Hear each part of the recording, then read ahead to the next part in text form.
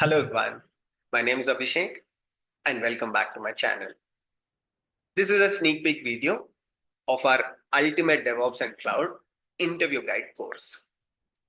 This sneak peek video has two basic real-time questions. Overall, I have recorded 180 of such questions.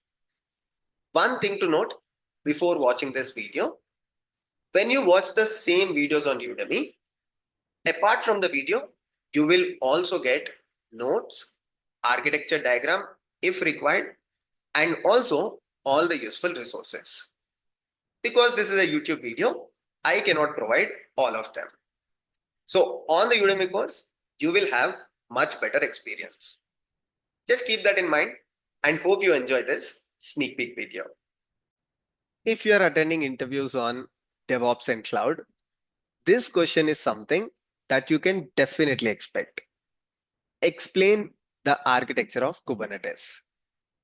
So first I'll explain you the architecture of Kubernetes. I'll explain you what are the different components in Kubernetes. Then I'll tell you how to answer this question in the interviews. Just try to watch it till the end. So basically when it comes to Kubernetes architecture, this can be broadly divided into two things. One is the Kubernetes control plane. Two, Kubernetes data plane. Or you can also consider it as master component of Kubernetes and worker components of Kubernetes. So initially, request is sent to the control plane. And in control plane, there are components like API server, etcd, scheduler, and controller manager. And each of these component performs respective activity. API server is the main component of Kubernetes. This is where the Kubernetes endpoint is exposed, and any request that you make to Kubernetes is initially served by API server. Let's say you create a deployment in Kubernetes, that request is taken by the API server. Now, whenever you create a resource in Kubernetes, or when you request to create a resource in Kubernetes, API server first interacts with scheduler component. Let's say you want to create a pod. API server talks to scheduler, and scheduler takes the responsibility of identifying the right node for your pod that you want to deploy. So there can be multiple workers or there can be multiple nodes. So scheduler tries to identify which node is suitable for your pod. Because within your pod definition, you might have some tolerations, you might have node affinity, pod disruption budget. Considering all of those things, scheduler identifies the right node for the pod. Now, once this decision is taken, Kubernetes API server goes ahead and forwards the information to kubelet. So kubelet is a component that is part of the worker components or worker nodes. On every worker node, if this is 2-node cluster, on each node, there is kubelet running on the data plane or on the worker nodes. Kubelet forwards the request to container runtime, or kubelet takes the help of container runtime to run the container on the node. Just like if you want to run a Java application, how you need Java runtime. Similarly, to run a container, you need container runtime. So container runtime is a component on the worker node which takes care of running the container. And this invocation of container runtime is done by kubelet. Popular container runtimes are Docker Shim, Creo, Containerd. So this is installed on the worker node. Now, once the pod is deployed on the worker node, a service is created for the pod, and this service is watched by kubeproxy. To be precise, when a service is created, an endpoint is created, and this endpoint is watched by kubeproxy. And kubeproxy updates the IP tables on the worker nodes, on each of the worker node, to enable routing to the pod. So this is how, when a request is made to a service, that request is routed to the pod. That is actually taken care by the kube proxy. And once the resource is created, that information is persisted onto a key value pair data store called etcd. You can just consider it as a Kubernetes database. This is not a database, but just for your understanding, you can assume all the information of Kubernetes objects is stored in etcd once they are created. And finally, there is a component on the control plane, which is called controller manager. Now, this takes care of running the default controllers in Kubernetes, such as replica set controller. So there are multiple controllers. Replica set controller is a popular one. Such controllers are run by controller manager. So this is the entire architecture of Kubernetes. But Abhishek, how can I explain this to the interviewer? Because this is a very huge concept. So what you can simply tell the interviewer, you can answer this way. So when it comes to architecture of Kubernetes, so Kubernetes architecture can be broadly classified into two parts. One is control plane, which is also called master component of Kubernetes. Two is data plane, which is also called as worker components of Kubernetes. Within the control plane, there are components like API server, etcd, scheduler, and controller manager. In the data plane, there are components like kubelet, container runtime, kube proxy. So these are the primary components of Kubernetes, and each component takes care of a particular activity. Then you can just take an example. Imagine a request is sent to an API server, or a request is initialized by kubectl to create deployment onto the Kubernetes cluster. Initially, this request is sent to API server. API server performs the authentication authorization. If the request is valid, it sends the request to the scheduler, or it takes help of scheduler, and scheduler decides on which node the pod has to be scheduled.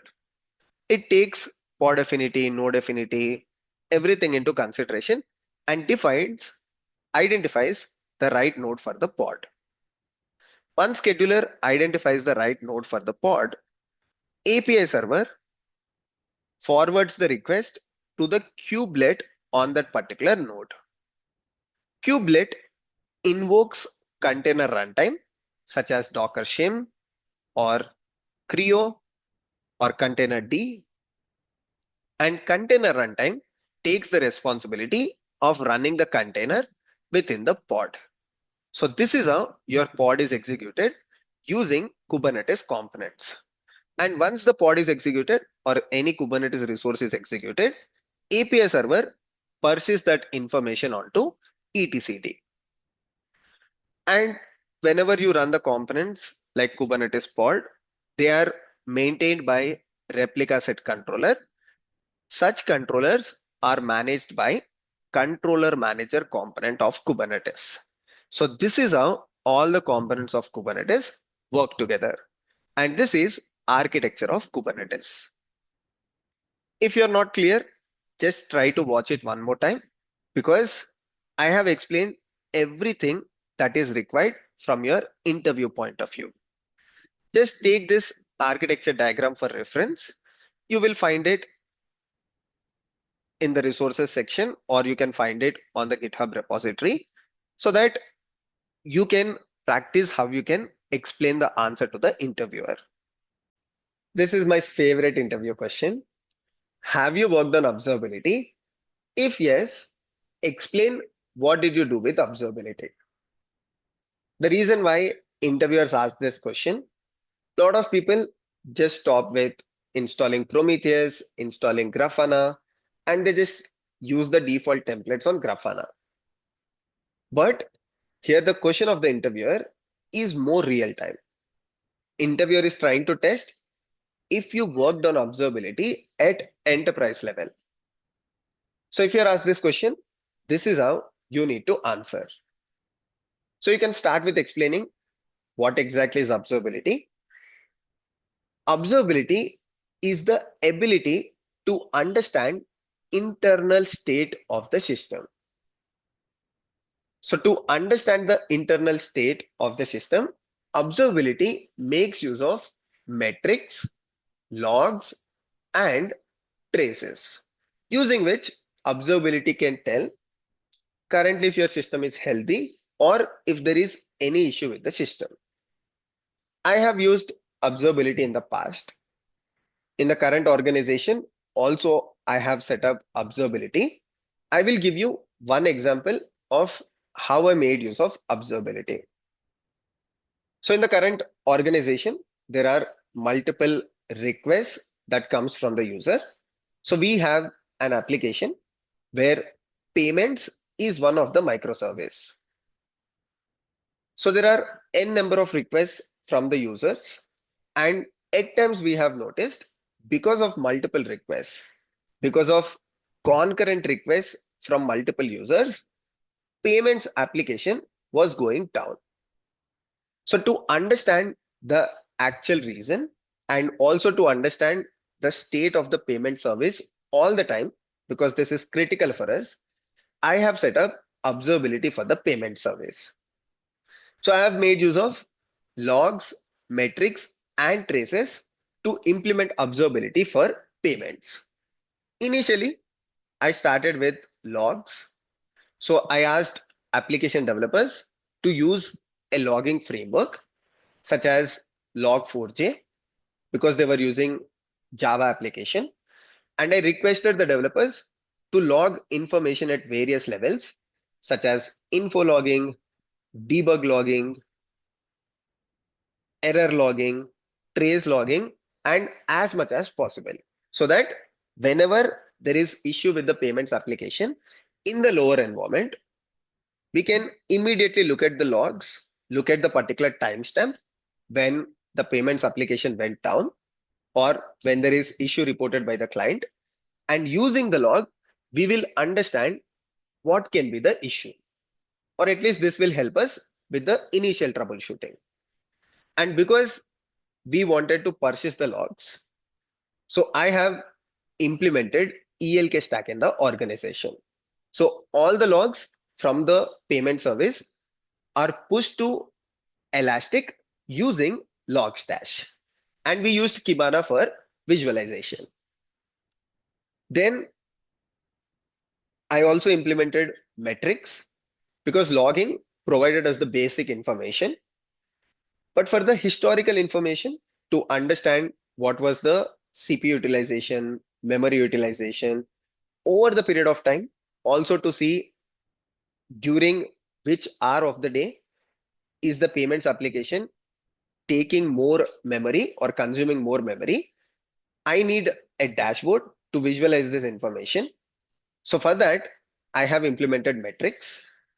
So as part of metrics, I have set up Prometheus and Grafana along with the default Prometheus exporters such as node exporter, which help me with the CPU, memory, and other information. I also ask the developers to instrument custom metrics. For example, one of the metric that I wanted to scrape with Prometheus was total number of payment requests, because our application was actually going down when there are multiple users trying to make payments. So I was looking at total number of payments request as a metric so that I can get the historical information and I can prepare a dashboard for it, which will help me understand and troubleshoot the issue further. So ask the development team to scrape that custom metrics, and they have used OpenTelemetry for the scraping of metrics. Finally, I also implemented tracing. So I have used Jaeger to set up distributed tracing, and I was using the tracing information to see if payments application was making a request to the database, and if it was making request to the database or other microservices, is there any latency that is involved, or is there any bottleneck for the payments application when it is trying to connect to other microservices? In a nutshell, I was trying to understand the journey of the request to the payment service and from the payment service to the supporting microservices. So this is how I implemented observability in the current organization for a service called payment service. Now, if you explain this to the interviewer, trust me, interviewer will more than be convinced. In fact, interviewer might not even ask you any other question on observability because you have explained the answer as detailed as possible. Now, if you found something difficult in my explanation, watch the video one more time, look at the notes on the GitHub, also look at description resources section on the Udemy, but mostly I'm going to provide all of this information in the GitHub repository. Just a quick summary before I conclude this lecture. So start with explaining what is observability so that interviewer understands that you know observability, and then explain how you implemented the observability. So interviewer also becomes sure about your implementation part. Both the explanation and implementation try to cover from metrics, logs, and traces point of view, just like how I explained in the video. So I explained what exactly is observability. It's the ability to understand internal state of the system. If your system is down, if it is doing good, if it is healthy, or there is any issue, you will get that information using metric, logs, and traces. Then take an example, something like what I have explained. Take a problem that we have a payments application. There are multiple requests to the payment application, concurrent requests from multiple users, payments was going down, there were issues from customers. So to troubleshoot this issue and fix it permanently, I set up observability. Now, how did I set up observability? I have started with logs. I have used Log4j as a framework. Then I implemented metrics. I set up Prometheus Grafana, and also I asked developers to instrument custom metrics using OpenTelemetry. Finally, I implemented tracing using Jaeger. Typically, this is distributed tracing to understand the request of the user journey or the complete request journey. So this is how you answer this question. I hope it is clear to you.